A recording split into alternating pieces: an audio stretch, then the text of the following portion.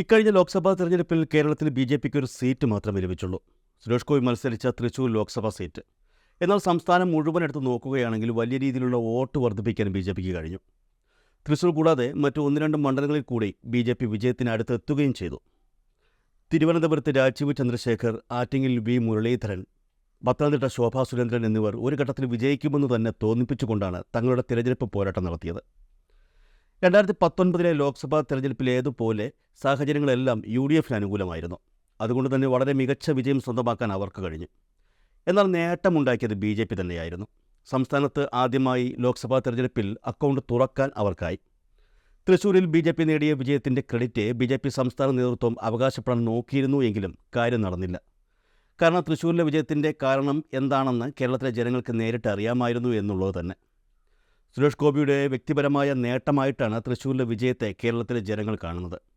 ജാതി മത രാഷ്ട്രീയ ഭേദമന്യേ തൃശൂരിലെ ജനങ്ങൾ സുരേഷ് ഗോപിക്ക് വോട്ട് ചെയ്തു എന്നുള്ളതാണ് വിജയത്തിന് കാരണമായി ഏറ്റവും ലളിതമായി പറയാൻ പറ്റുന്ന സംഗതി.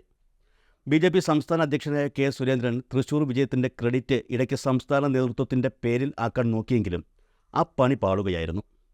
ബി.ജെ.പി പ്രവർത്തകർ പോലും കെ സുരേന്ദ്രൻ്റെ അവകാശവാദം അംഗീകരിച്ചു കൊടുത്തില്ല എന്നുള്ളതാണ് യാഥാർത്ഥ്യം. ലോക്സഭാ തെരഞ്ഞെടുപ്പ് കഴിഞ്ഞതിന് പിന്നാലെ കേരളത്തിലെ ബി.ജെ.പിയുടെ സംഘടനാ തലത്തിൽ അഴിച്ചുപണി ഉണ്ടാകുമെന്നുള്ള വാർത്തകൾ നേരത്തെ പുറത്തു വന്നിരുന്നു. എന്നാൽ ലോക്സഭാ തെരഞ്ഞെടുപ്പ് കഴിഞ്ഞതോടെ സംസ്ഥാന പ്രസിഡന്റായി കെ സുരേന്ദ്രൻ തന്നെ തുടരുമെന്നാണ് നേതൃത്വം വ്യക്തമാക്കിയത്. തൃശൂരിലെ വിജയം ബി.ജെ.പി സംസ്ഥാന നേതൃത്വത്തിൻ്റെ മികവാണെന്നും അതുകൊണ്ട് തന്നെ ഈ നേതൃത്വം ഇപ്പോൾ ഒഴിയേണ്ടതില്ല എന്നുമാണ് സുരേന്ദ്രൻ അനുകൂലികൾ പറഞ്ഞത്. എന്നാൽ ഇപ്പോൾ ബി.ജെ.പി നേതാക്കളിൽ നിന്നും പുറത്തുവരുന്ന വിവരങ്ങൾ ഇതിന് നേരെ എതിരാണ്. സംസ്ഥാന ബി.ജെ.പി അധ്യക്ഷ സ്ഥാനം ഉടൻ തന്നെ മാറുമെന്നാണ് പുറത്തുവരുന്ന വിവരങ്ങൾ. കെ സുരേന്ദ്രൻ ബി.ജെ.പി സംസ്ഥാന അധ്യക്ഷ സ്ഥാനം ഒഴിയുകയും പുതിയൊരാൾ സംസ്ഥാന അധ്യക്ഷ സ്ഥാനത്തേക്ക് വരികയും ചെയ്യുമെന്നാണ് സൂചനകൾ പുറത്തുവരുന്നത്. സംസ്ഥാന അധ്യക്ഷ സ്ഥാനത്തേക്ക് എത്തുന്ന ആളുടെ പേരും ഏകദേശം തീരുമാനമായി എന്നാണ് പുറത്തുവരുന്ന വിവരങ്ങൾ. ലോക്സഭാ തെരഞ്ഞെടുപ്പിൽ തിരുവനന്തപുരം ലോക്സഭാ മണ്ഡലത്തിൽ നിന്നും ബി.ജെ.പി സ്ഥാനാർത്ഥിയായി മത്സരിച്ച രാജീവ് ചന്ദ്രശേഖർ സംസ്ഥാന പ്രസിഡന്റ് സ്ഥാനത്തേക്ക് എത്തുമെന്നുള്ള വിവരങ്ങളാണ് ഇപ്പോൾ പുറത്തുവരുന്നത്. തിരുവനന്തപുരം ലോക്സഭാ മണ്ഡലത്തിൽ രാജീവ് ചന്ദ്രശേഖർ ശക്തമായ മത്സരം കാഴ്ചവച്ചിരുന്നു. തെരഞ്ഞെടുപ്പിൽ 3,42,078 വോട്ടുകളാണ് രാജീവ് ചന്ദ്രശേഖർ നേടിയത്. മൊത്തം വോട്ട് വിഹിതത്തിൻ്റെ 35.52% രാജീവ് ചന്ദ്രശേഖർ നേടിയിരുന്നു. കഴിഞ്ഞ ലോക്സഭാ ഇലക്ഷനേക്കാൾ 4.22 വോട്ട് ശതമാനമാണ് ഇത്തവണ ബി.ജെ.പിക്ക് വർദ്ധിച്ചത്. കഴിഞ്ഞ മോദി സർക്കാരിൽ കേന്ദ്ര സഹമന്ത്രിയായിരുന്നു രാജീവ് ചന്ദ്രശേഖർ. അതുകൊണ്ട് തന്നെ ഇത്തവണ തിരുവനന്തപുരത്ത് തോറ്റെങ്കിലും അദ്ദേഹത്തെ വീണ്ടും മന്ത്രിയാക്കുമെന്ന് തന്നെയായിരുന്നു എല്ലാവരും കരുതിയിരുന്നത്. എന്നാൽ കേന്ദ്രത്തിൽ ബി.ജെ.പിക്ക് പ്രതീക്ഷിച്ച ഒരു വിജയം സ്വന്തമാക്കാൻ കഴിഞ്ഞില്ല എന്നുള്ളത് രാജീവ് ചന്ദ്രശേഖറിന് തിരിച്ചടിയാവുകയായിരുന്നു. ഘടകകക്ഷികൾക്കും കൂടി പ്രാധാന്യത്തോടെ മന്ത്രിസ്ഥാനം കൊടുക്കേണ്ടി വന്നതിനാൽ മന്ത്രി പദവി ലഭിക്കുമെന്ന് കരുതിയ പല ബി.ജെ.പി നേതാക്കൾക്കും നിരാശരാവേണ്ടി വന്നു. മന്ത്രിസ്ഥാനം ലഭിക്കില്ല എന്ന് അറിഞ്ഞതിന് പിന്നാലെ താൻ സജീവ രാഷ്ട്രീയം ഉപേക്ഷിക്കുകയാണെന്ന് പറഞ്ഞ് രാജീവ് ചന്ദ്രശേഖർ സമൂഹ മാധ്യമങ്ങളിലൂടെ രംഗത്തെത്തിയത് എല്ലാവരെയും ഞെട്ടിച്ചു. എന്നാൽ അല്പസമയത്തിനു ശേഷം പ്രസ്തുത പോസ്റ്റ് അദ്ദേഹം പിൻവലിക്കുകയും ചെയ്തിരുന്നു.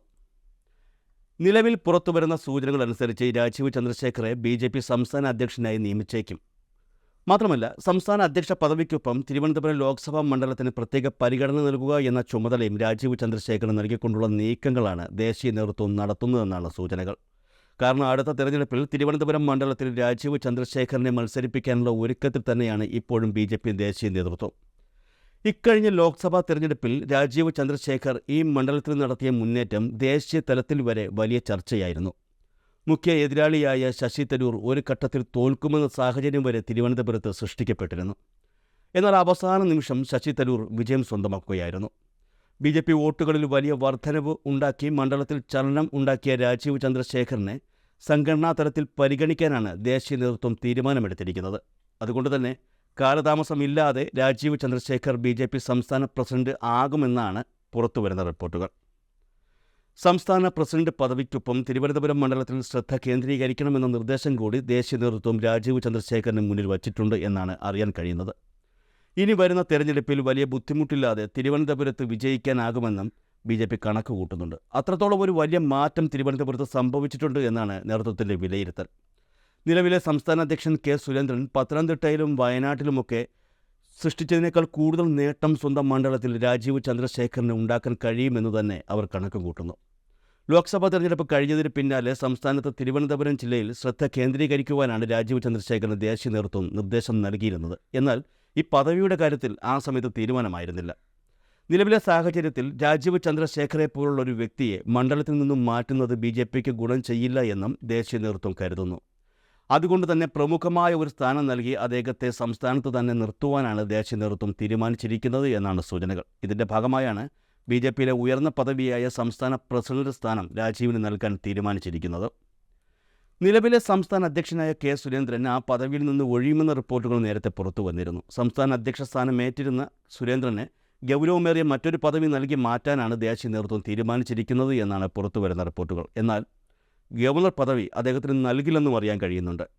നേരത്തെ സംസ്ഥാന അധ്യക്ഷന്മാരായിരുന്ന കുമ്മനം രാജശേഖരനും PS ശ്രീധരൻപിള്ളയ്ക്കും ഗവർണർ പദവി നൽകിയിട്ടാണ് സംസ്ഥാന അധ്യക്ഷ പദവിയിൽ നിന്നും ദേശീയ നേതൃത്വം ഒഴിവാക്കിയത്. എന്നാൽ ഇനി മുതൽ അത്തരത്തിലുള്ള ഒരു നീക്കവും ദേശീയ നേതൃത്വത്തിൻ്റെ ഭാഗത്തു നിന്നും ഉണ്ടാകില്ല എന്നാണ് റിപ്പോർട്ടുകൾ. വരുന്ന നിയമസഭാ തെരഞ്ഞെടുപ്പിലും 2029 ലോക്സഭാ തെരഞ്ഞെടുപ്പിലും രാജീവ് ചന്ദ്രശേഖർ തിരുവനന്തപുരം കേന്ദ്രമാക്കി പ്രവർത്തിക്കുമെന്ന് തന്നെയാണ് സൂചനകളിലൂടെ വ്യക്തമാകുന്നത്. സംസ്ഥാനത്തെ BJP നേതാക്കളും പ്രവർത്തകരും രാജീവ് ചന്ദ്രശേഖറിന് അനുകൂലവുമാണ്. അതുകൊണ്ട് തന്നെ ഗ്രൂപ്പ് കളികളില്ലാതെ തിരുവനന്തപുരത്ത് BJPക്ക് പ്രവർത്തിക്കാനാകുമെന്ന് തന്നെ കരുതപ്പെടുന്നു. മാത്രമല്ല, തലസ്ഥാനവുമായി വളരെ ബന്ധമുള്ള സുരേഷ് ഗോപിയെ പോലുള്ള BJP നേതാക്കളെ സംസ്ഥാന കമ്മിറ്റിയിൽ ഉൾപ്പെടുത്തി മാറ്റങ്ങൾ കൊണ്ടുവരാനും ദേശീയ നേതൃത്വം ശ്രമിക്കുന്നുണ്ട്. സുരേഷ് ഗോപി തൃശ്ശൂരാണ് ശ്രദ്ധ കേന്ദ്രീകരിച്ചിരിക്കുന്നത് എങ്കിലും തിരുവനന്തപുരം കൂടി അദ്ദേഹത്തിൻ്റെ പരിധിയിൽ വരുമെന്നാണ് വിശ്വസിക്കാവുന്ന ഉറവിടങ്ങളിൽ നിന്ന് കിട്ടുന്ന സൂചനകൾ. എന്തായാലും ലഭിക്കുന്ന സൂചനകൾ അനുസരിച്ച് ഉടനെ തന്നെ സംസ്ഥാനത്ത് BJP നേതൃമാറ്റം ഉണ്ടാകും എന്ന് തന്നെയാണ് കരുതപ്പെടുന്നത്.